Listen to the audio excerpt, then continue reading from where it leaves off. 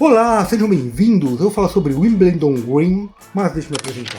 Eu sou Márcio Batista, do UOL Cultura, e toda semana eu falo sobre algum quadrinho. O quadrinho da semana vai ser este aqui, do maior colecionador de quadrinhos do mundo, publicado pela editora Bolha em 2014.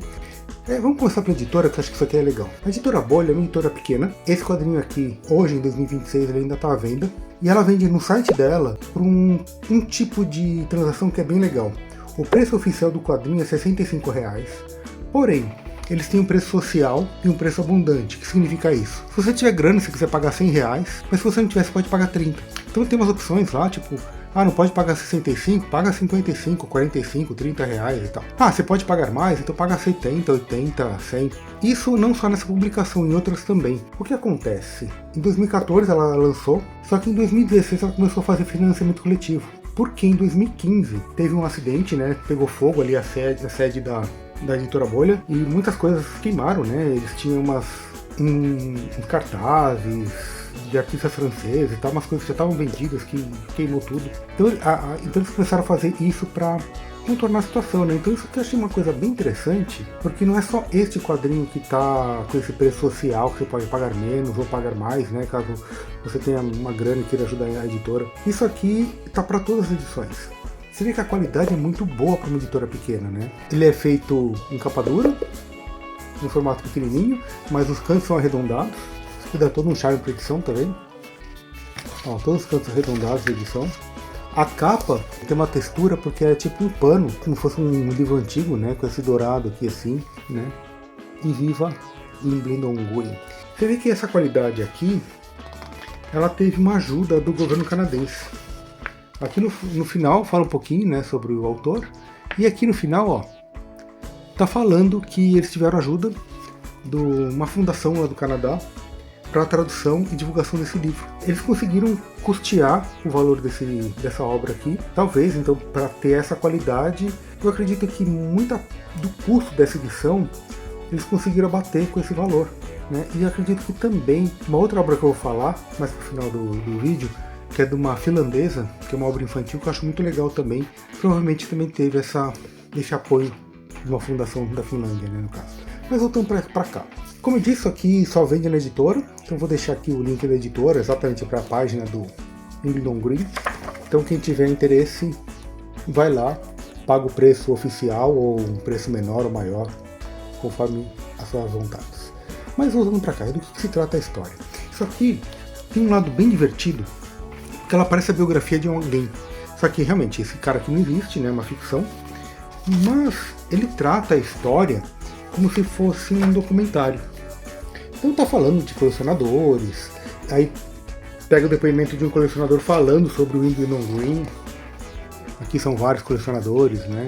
Da ficha de cada um deles. E aqui surge uma lenda urbana porque antigamente tinha um cara que é muito parecido com o Wimbledon, que era o Don Green. O Don Green e o Wimbledon Green é a mesma pessoa. Falei assim, não pode ser. Eu conheci o Don Green. Aí o Don Green é esse cara aqui, ó. Era tipo um hippie, bem diferente desse cara que parece um magnata, né? Então, será que o hippie e o magnata são o mesmo fulano, né? Todos têm final com Don, né? Um é Don Green e outro é o Wimbledon Green. E no meio da narrativa a gente vê que realmente é a mesma pessoa, que o Don Green, enquanto o hippie, ele encontrou um fulano que era colecionador, ele pagou um valor lá pra pegar a coleção do cara que tinha falecido. Esse fulano aqui, ó, que ele vai guardando as edições que ele lê em malas. Então ele tem muitas malas. E quando o Don Green acha isso aqui, puta, tem edições muito raras e tal. Aí o Don Green desaparece e aparece o Wimbledon Green. Porque provavelmente ele vendeu a coleção e ficou rico e começou a fazer isso como um hobby. E é como se fosse um documentário, as pessoas comentando sobre. Isso aqui me lembrou muito o Chiclete com Banana, nas charges do Angeli. Inclusive tem uma aqui que parece muito os escrotinhos, sabe? Que é esse fulano aqui, ó.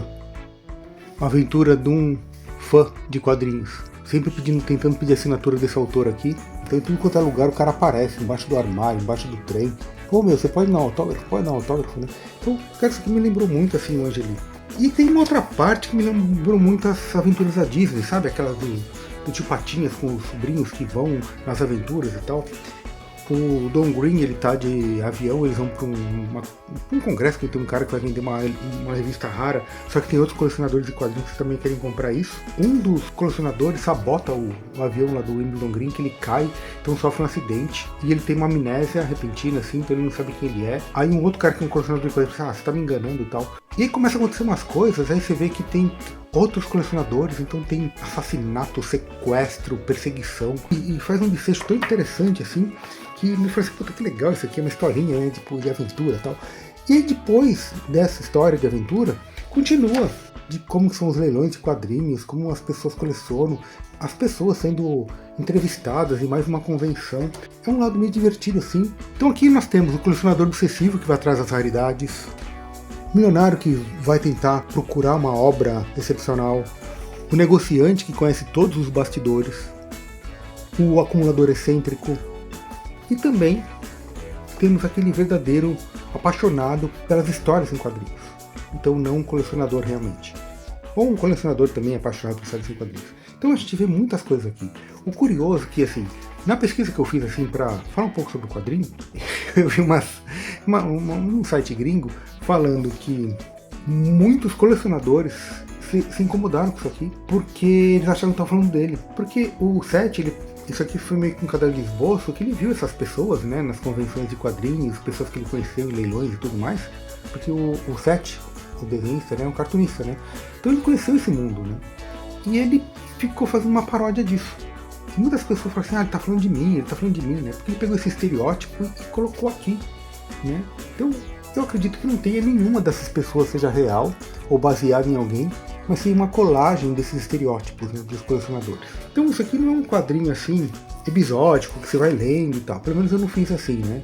Eu li um pouquinho, aí me cansava, no outro dia eu pegava, li outra parte, aí quando tinha essa aventura, assim, eu ficava interessado para ler mais, né, porque é aquela parte que eu falei que parece a Disney, que ele vai percorrendo e tem a perseguição, tem assassinato, sequestro e tal, aí depois volta para as pessoas comentando e tudo mais, aí você dá uma parada, depois você... Então isso aqui é um quadrinho que eu acho bem legal mesmo.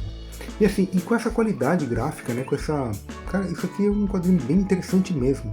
Então vale a pena conhecer a Bolha Editora. Ele tem esse lado interessante, que você pode pagar um pouco mais ou um pouco menos, dependente das suas posses, né? E eu falei que ela também tem umas outras obras. Um livro infantil que eu acho bem interessante, que é o Momin. É uma série de livros infantis, da escritora finlandesa Tove Jansson. Vou colocar o nome dela aqui embaixo. E assim, ela é tão importante, na minha opinião, como a Lígia Bojunga Nunes. E eu falo isso porque recentemente eu fiz um vídeo no canal, que é esse aqui, falando de uma obra da Lígia Bojunga. Vou deixar o card aqui, caso queira assistir, porque essa obra já tem 50 anos. A Lígia Bojunga foi uma das poucas brasileiras que recebeu o prêmio Hans Christian Andersen, que é como se fosse o Nobel da Literatura Infantil. Mas o que tem da Tove Jansson na Bolha Editorial são quadrinhos.